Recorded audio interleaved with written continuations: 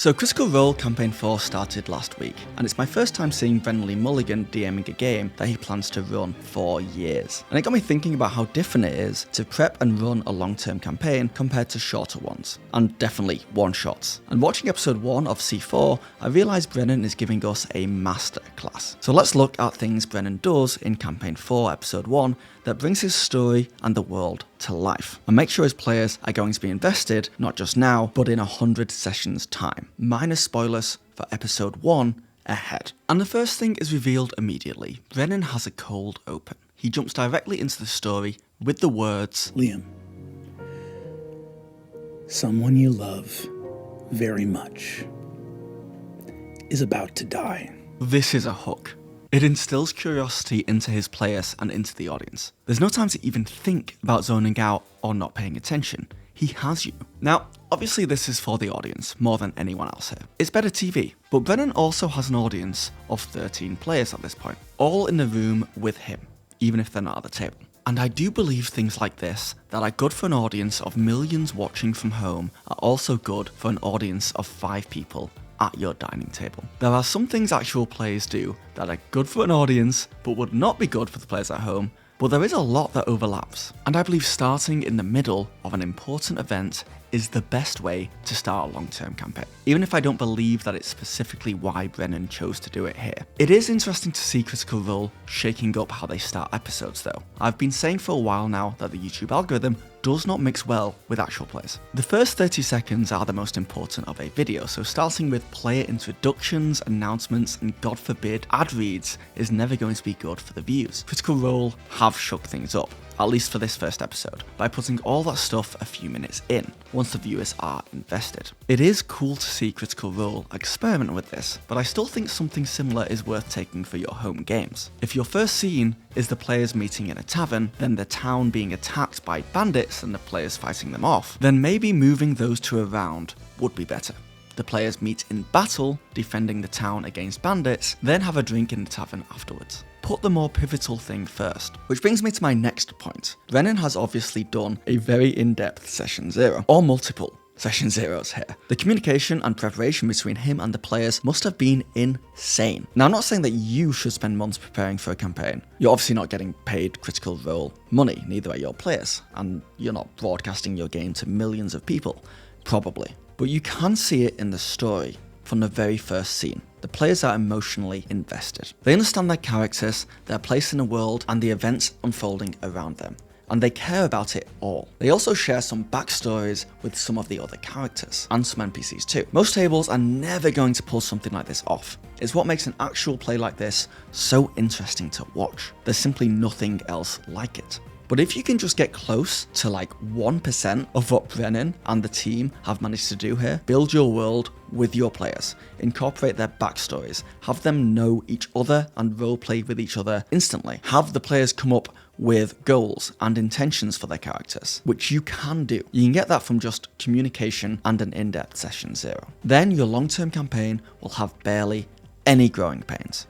You'll hit the ground running with your players invested in the story, world, and each other. And I can see the comments now. I am not saying you can run a game like this one Brennan is running. This has very high production value. But I'm saying your game will be better off because of doing something like this. And that's going to be a theme throughout this video. This is not about copying Brennan or running a game on the scale he's doing or running a game with the same quality he's doing. The gap's just too wide at this point, unless you have a lot of money and time to put into your home D&D game. But learning and being inspired by this stuff will make your games better. It just will. Which brings me to my next point, world building. This is one of the biggest differences in Brennan I see between him running a long-term campaign like this and shorter ones I've seen him run in the past. Brennan has thought out this world. Now, this is not for everyone, but there are a lot of GMs out there who love the world building aspects of TTRPGs, and boy does a long running campaign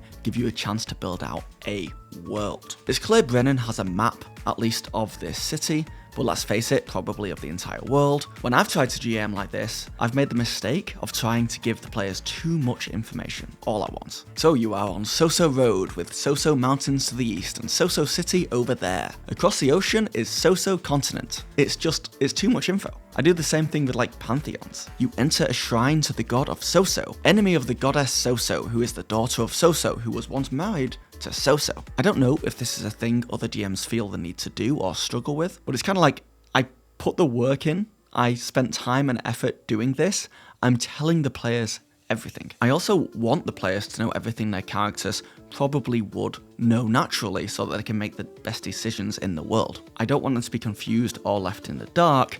The irony of me throwing everything at them all at once though is that it's too much information and they end up being confused and left in the dark. Brennan does not do this. He does repeat stuff when it comes up naturally, like describing the river by name that runs through the town. He talks about it at the very start, and then later he repeats the name of the river when describing a PC's house near it. He will repeat things often, but he doesn't hammer it home, and it's often in passing. He does the same thing when mentioning the many family houses that reside in the city. He names like 10 of them in a row, then just moves on. No other information given. And I think this is very smart.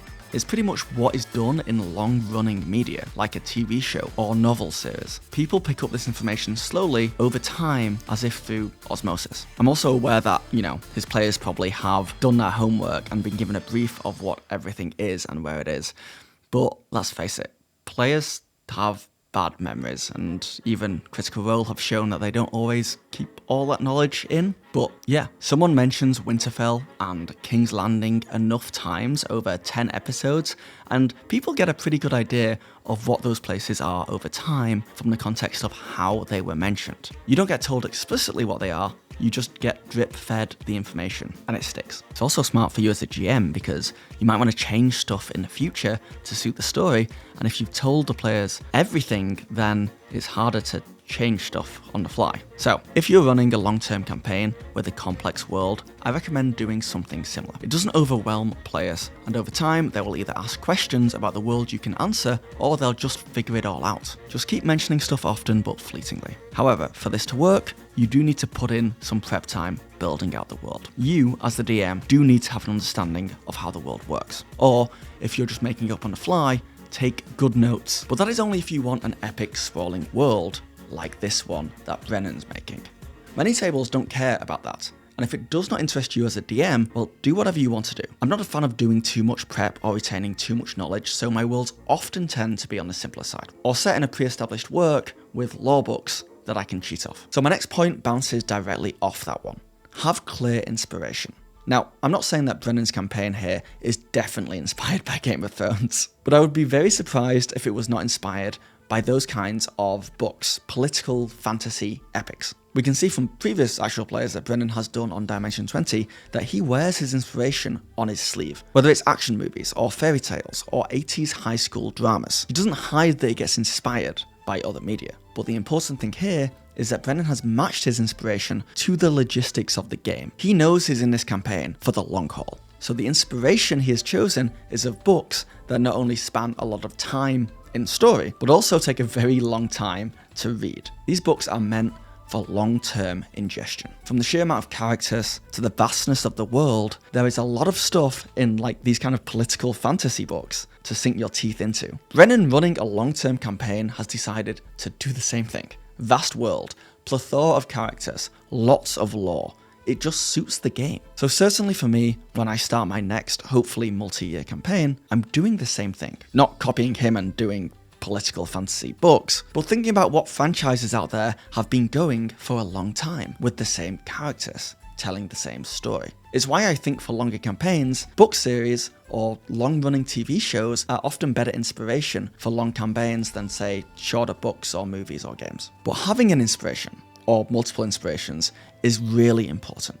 because it keeps you on track. If you're running a comedy anime style campaign, you always know the tone and you know the rules of the genre because you have animes in mind that have mapped it out for you. If you're running a Game of Thrones inspired campaign and you run it for 2 years and suddenly you have the urge to throw in a caped superhero from an alien planet, you can think, wait, no, that doesn't fit, because you'd hate that if you were watching Game of Thrones and Superman showed up. What would my inspiration do? WWMID. It's also very useful to let your players know the inspiration that you're working off, so they can keep their decisions in line too. If you're running a Witcher style campaign, maybe a player doesn't create a character who is a pink unicorn clown, because it doesn't fit. Or maybe they do, but it works precisely because they know where those lines are, and they teeter on the edge of those lines but never quite cross it. So having inspiration in the form of other media, always very useful to anchor your game and also help continue coming up with storylines in the future. I also want to jump in here and tell you quickly about an adventure I wrote. It's called The Lost Cartographer's Repository, and it's a Daggerheart compatible adventure. It's less than $3, and it is a level 1 starting adventure that will take you and your players on an adventure inspired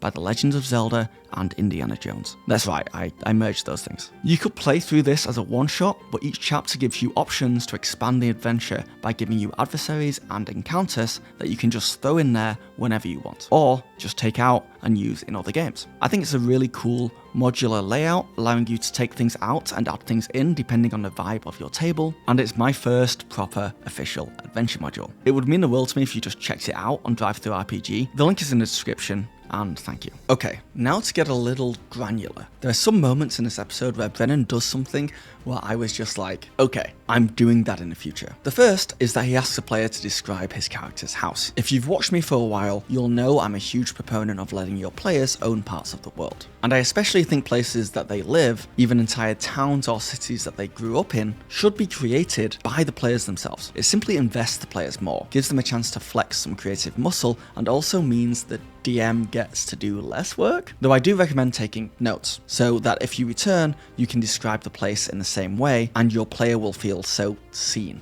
I've even started to get players to create NPCs up on the spot sometimes, just to give them a taste of their own medicine. The next thing Brennan does, and I saw him do it a few times, and I do believe this is something he's doing because it's a long-term campaign, Brennan takes his time. He's in no rush. Normally in other APs, Brennan is really high energy, and he's constantly helping the players from one scene into the next. Here, he knows this is a long campaign, so he gives things time to breathe. Now this could just be an audience thing.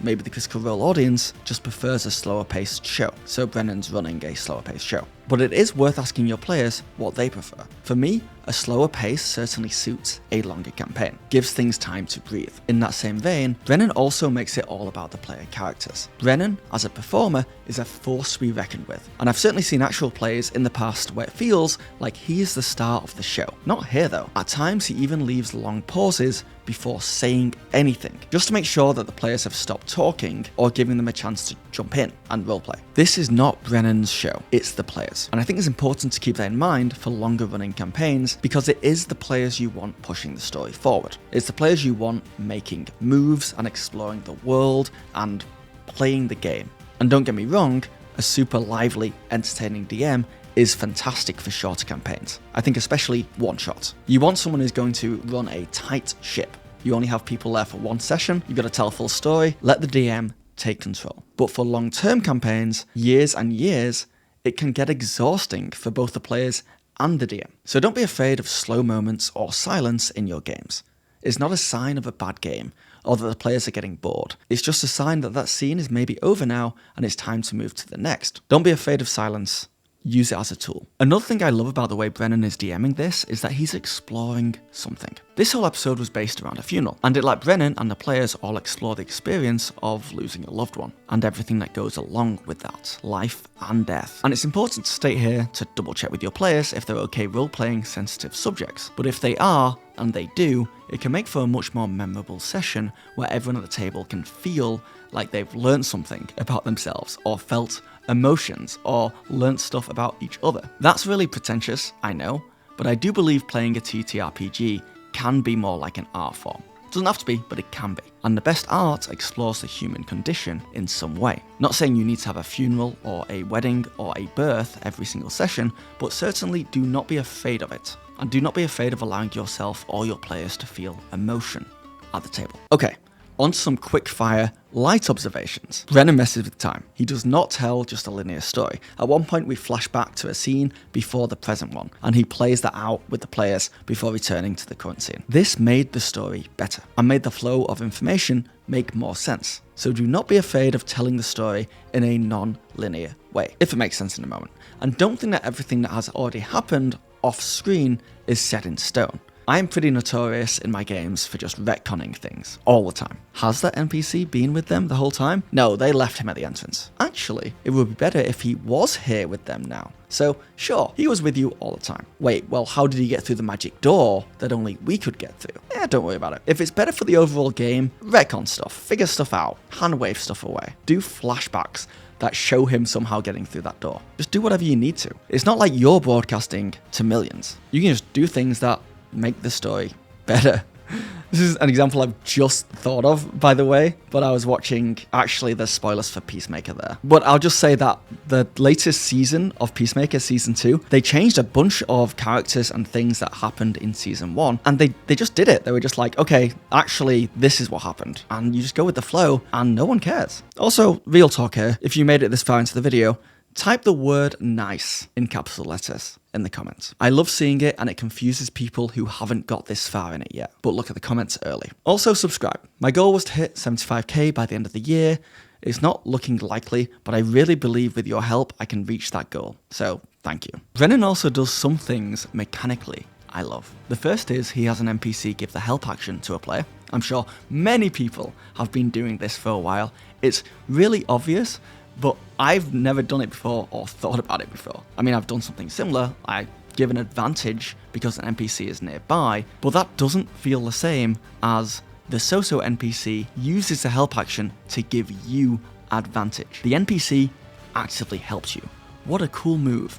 You owe the NPC now. Oh no, you're invested in the NPC's safety now. The NPC feels more like a living, breathing person to you. It's a great way to get your players invested in the NPCs. Brennan also offered a player advantage if they agreed to disregard their character's physical safety to do something. The PC did the thing with advantage, but took damage because of it, and it was the player's choice to do it. This is genius for me because it is realistic. If I wanted to dive onto the floor to catch a falling potion bottle, that would be a dexterity roll. But naturally, I would be putting my own safety first. But what if I wanted advantage? Maybe I don't care about my head hitting the floor or scraping up my elbows, because I'd be concentrating so hard on catching the bottle. So I get advantage. Catch the bottle, but take 1d6 damage from the collision. I think whenever you're giving the player extra decisions that have bonuses and negative consequences to what they are doing, it makes for a much more tactical, exciting game. This is one I'm definitely stealing. And the big thing that Brennan did this session that I loved, he made a player character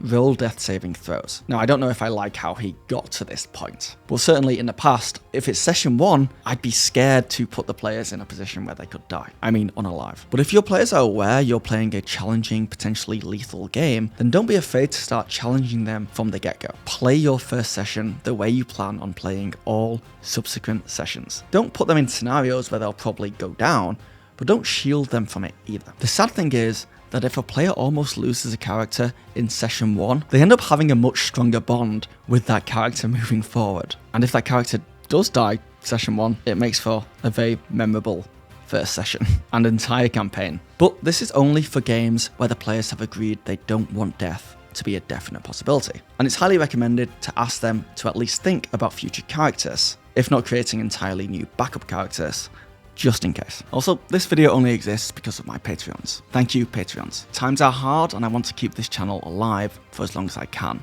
And subscribing to my Patreon or becoming a channel member is the best way to keep videos like this coming out. I am aware how ironic it is that times are hard for everyone and I'm asking for you to give me money. Do not feel the need to or feel bad if you cannot subscribe over there. Put yourself first, always. I appreciate you either way, especially if you like the video or subscribe, and thank you for watching.